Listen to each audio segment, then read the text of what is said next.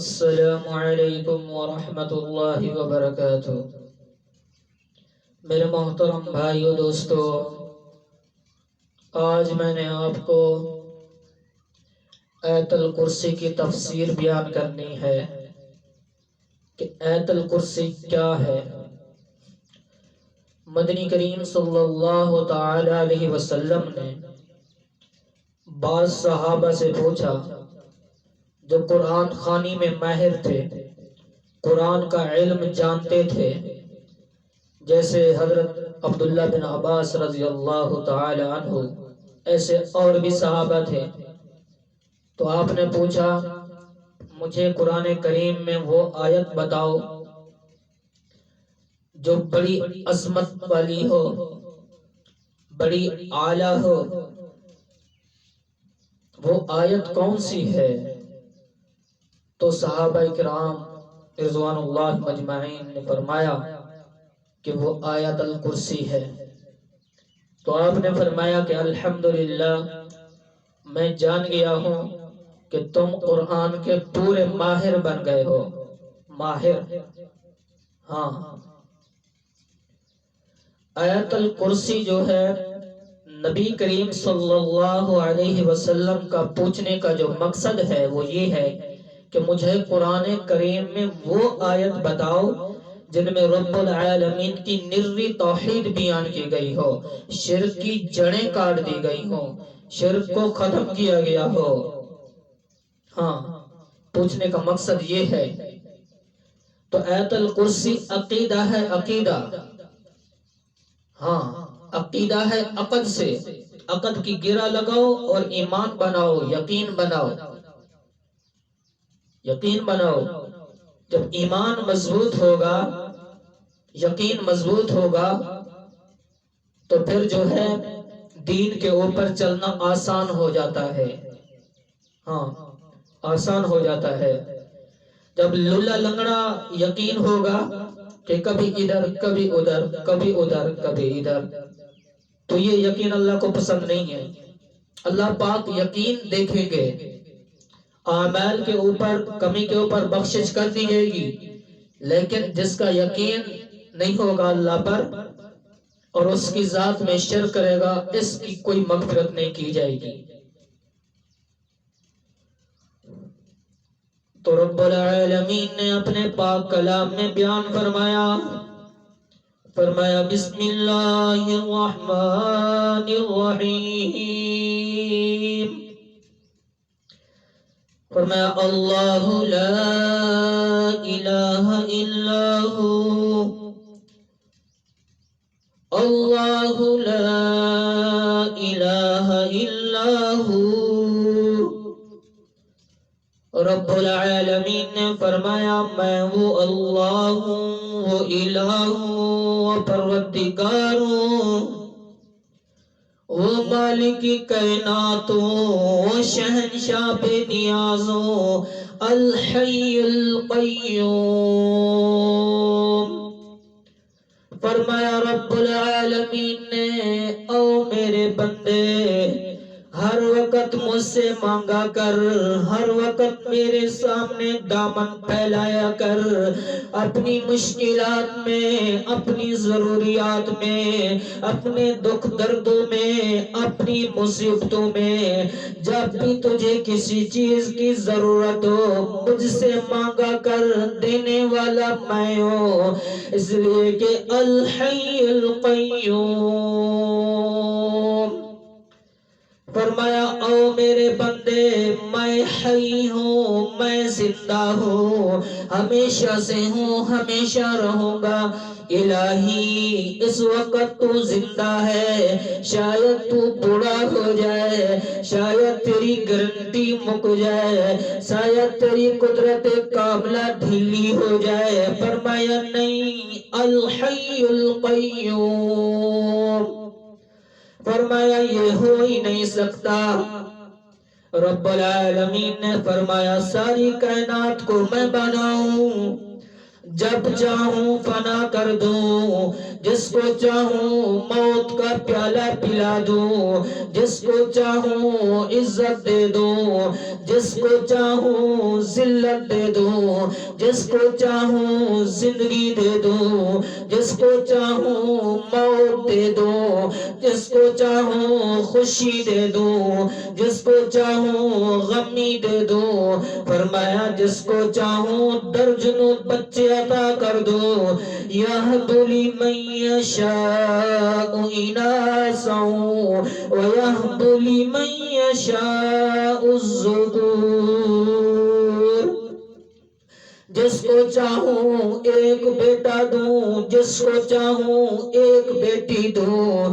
فرمایا او یزوجہم ذکرانا و اناسا، جس کو چاہوں دو بیٹیاں اکٹھی دوں، دو بیٹے اکٹھے دوں۔ فرمایا وَيَجْعَلُ مَن يَشَاءُ عَقِيمًا، جس کو چاہوں بانجھ بنا دوں، ایک بچہ نہ دوں، میری مرضی۔ فرمایا اللہ لا الہ الا ہو الحی القیوم۔ فرمایا رب العالمین نے یاد رکھو جس کو موت آ جائے وہ تمہارا حاجت روا ہو ہی نہیں سکتا۔ فرمایا جس کو غسل دوسرے آدمی نے دیا ہو، جس کے پاؤں کو باندھ کر دوسرے نے اکٹھا کیا ہو، جس کو سر کے اوپر تیل دوسرے نے لگایا ہو، جس کا منہ کھل گیا ہو دوسرے نے بند کیا ہو، جس کی آنکھیں پھٹ گئی ہوں دوسروں نے بند کیا ہو، جس کو تختے کے اوپر دوسرے نے لٹایا ہو۔ فرمایا جس کے اوپر پانی دوسرے نے ڈالا ہو، جس کو صابن کسی دوسرے نے لگایا ہو۔ فرمایا جس کو کفن کسی دوسرے نے چڑھایا ہو۔ فرمایا جس کی نماز جنازہ پڑھی گئی ہو۔ فرمایا جس کو قبر میں اتارا گیا ہو۔ فرمایا جس کے اوپر لاکھوں من مٹی ڈالی گئی ہو۔ رب العالمین نے فرمایا او میرے بندے کیوں تمہاری عقل ماری گئی؟ جس کے اوپر تم نے خود درادر مٹی ڈالی ہو وہ تیرا مشکل کشا نہیں ہے۔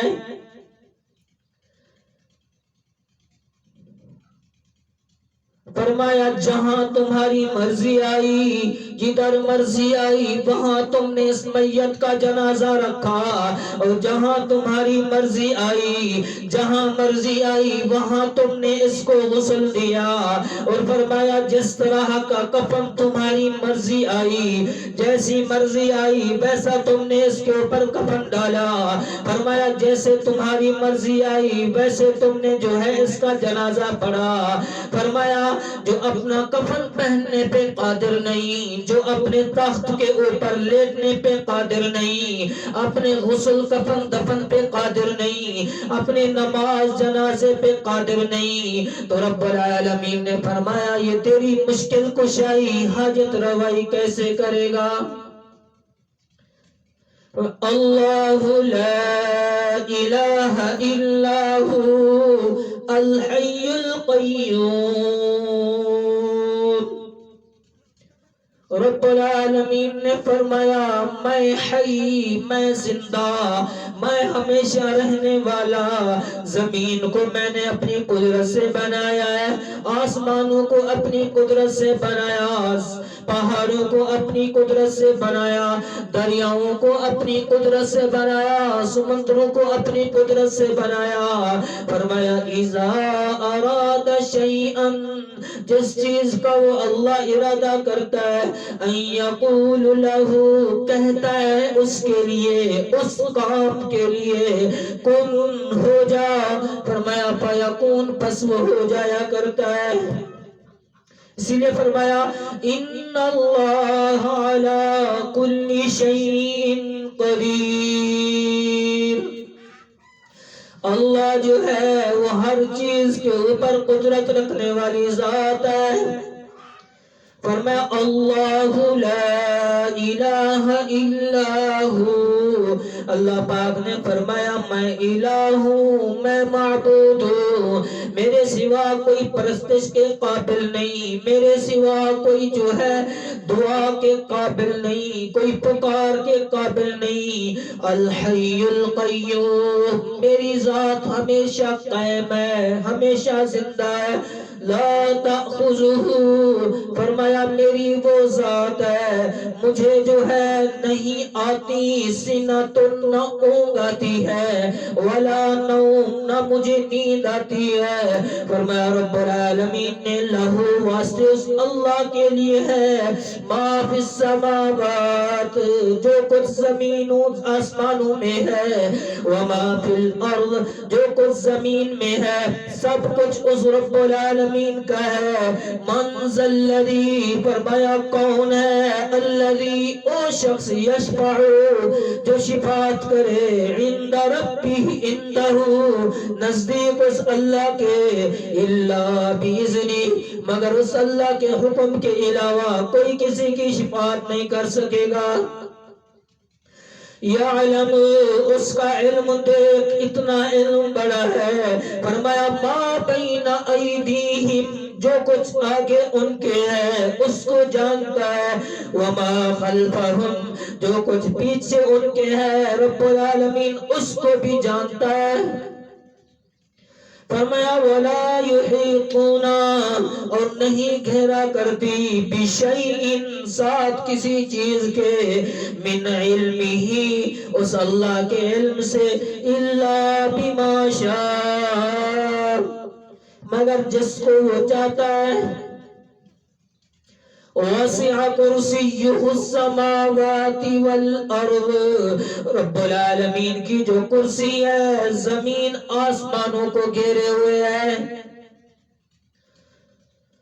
ولا یعودہ، اور نہیں تھکاتی اس رب العالمین کو، اس مالک کی کائنات کو، حفظہما، حفاظت کرنا ان دونوں کی، زمین کی خدمت، زمین کی حفاظت اللہ کو نہیں تھکاتی ہے، آسمانوں کی حفاظت اللہ کو نہیں تھکاتی۔ فرمایا ولا یعودہ، وہ تھکاوٹ سے پاک ہے، ہر عیب سے پاک ہے، نیند اونگ سے پاک ہے۔ وَهُوَ الْعَلِيُّ الْعَظِيمُ، اور وہ رب العالمین جو ہے وہ بلند ہے، بڑی عظمت کا مالک ہے، بڑا شہنشاہ ہے، بڑا بے نیاز ہے، ہر شراکت سے پاک ہے، بیوی بچوں سے پاک ہے، دوست احباب سے پاک ہے، ہر چیز سے پاک ہے، سنگی ساتھی سے پاک ہے۔ لیس قبلہ شیء، اللہ سے پہلے کوئی نہیں ہے، لیس بعدہ شیء، اس کے بعد کوئی نہیں ہے۔ فرمایا لیس کمثلہ شیء، اس رب العالمین کی مثل مثال کوئی نہیں ہے۔